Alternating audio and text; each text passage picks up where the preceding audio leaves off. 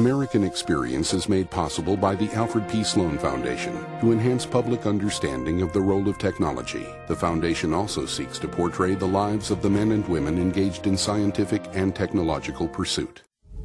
At the Scotts Company, we help make gardens more beautiful, lawns greener, trees taller.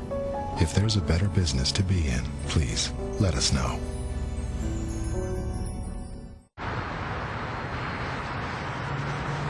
At Liberty Mutual Insurance, we do everything we can to help prevent accidents and make America a safer place. Liberty Mutual is proud to support American Experience. This program has been made possible by a grant from the National Endowment for the Humanities. American Experience is also made possible by the Corporation for Public Broadcasting and by contributions to your PBS station from viewers like you. Thank you.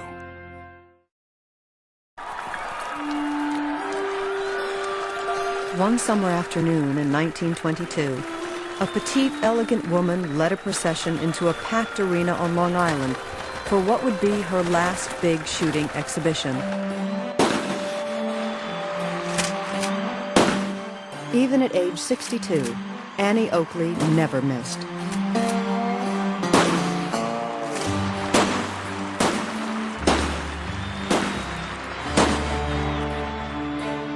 She was one of the greatest sharpshooters of all time, thrilling crowds across America and Europe, feted by princes and presidents, the first American woman ever to become a superstar.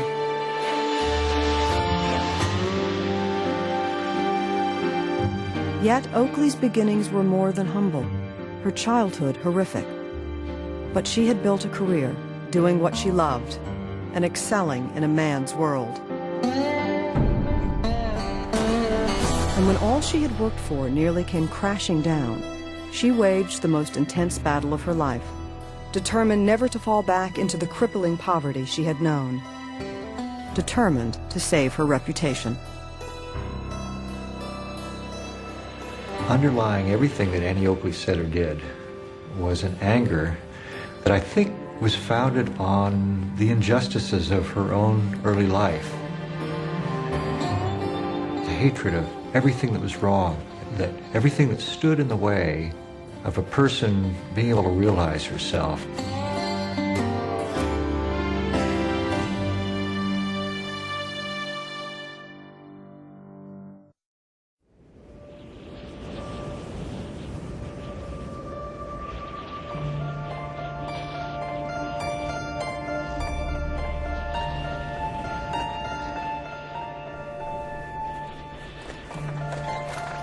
Late in 1865, a fierce blizzard swept across the plains of Indiana into western Ohio.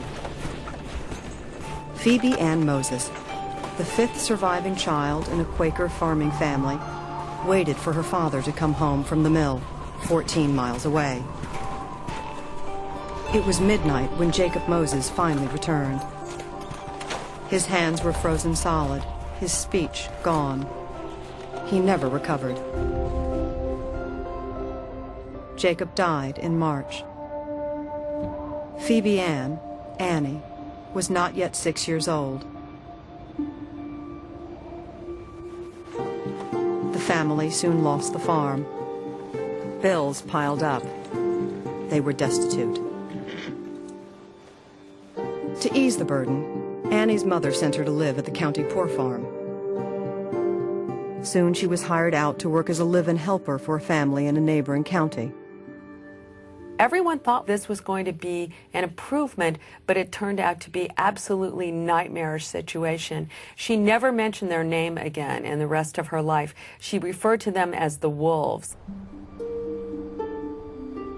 They locked her in closets. They worked her half to death. One day, the farmer's wife, the wolf, Mrs. Wolf, throws her out in the snow because she fell asleep while she's doing some darning. Suddenly, the she-wolf struck me across the ears, threw me out into the deep snow, and locked the door. I had no shoes on. I was slowly freezing to death. So I got down on my knees, looked toward God's clear sky, and tried to pray, but my lips were frozen stiff. and there was no sound. If she was sexually abused, we don't know. She certainly was physically abused. She talks about welts on her back. She talks about being a slave. I think Annie's experience with the wolves leaves such a deep impression on her that maybe it's some kind of shame. And I wonder if that shame is so deep in Annie that it influences the rest of her life. Annie endured 2 years with the wolves, forced to help her own family survive by being one less mouth to feed. Then one day in 1872, 12-year-old Annie Moses could bear it no more. She ran away, slipped into a crowded railroad car, and made her way back to Greenville. Her mother was still unable to support another child. Annie went back to the poor farm, where she earned her keep working as a seamstress. At the age of 15, she finally returned to her mother.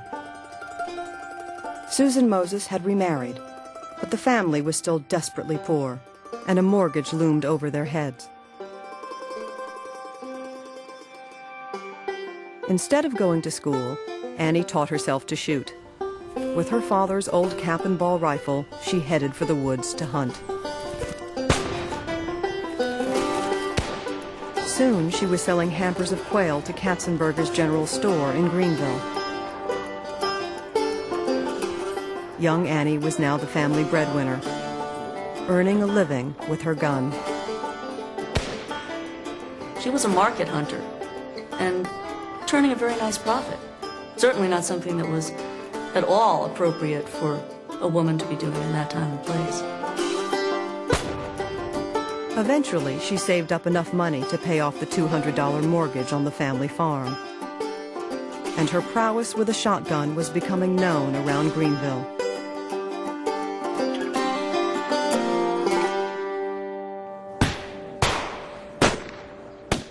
In the 1870s, shooting well was an important skill for a man, and shooting contests were a favorite spectator sport.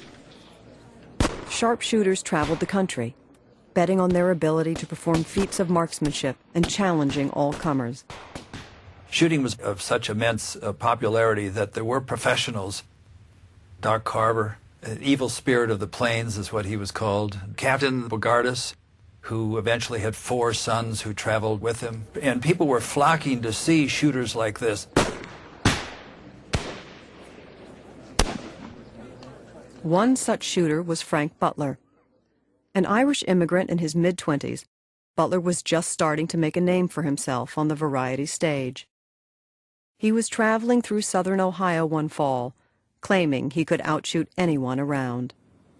Frank is staying in a hotel in Cincinnati, and he starts talking with a bunch of farmers. The farmers say, hey, we have someone in our county who's a really good shot, and we're going to bet $100 that this person can beat you. Butler laughed, but he needed the money. The match was on.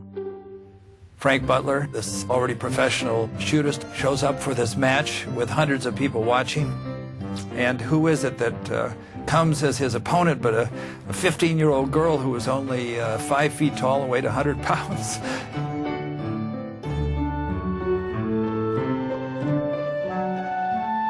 The moment she appeared, Butler recalled, I was taken off guard.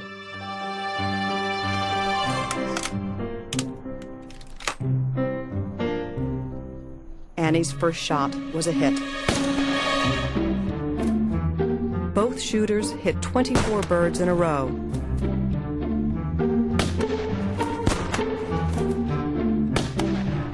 Then Butler missed.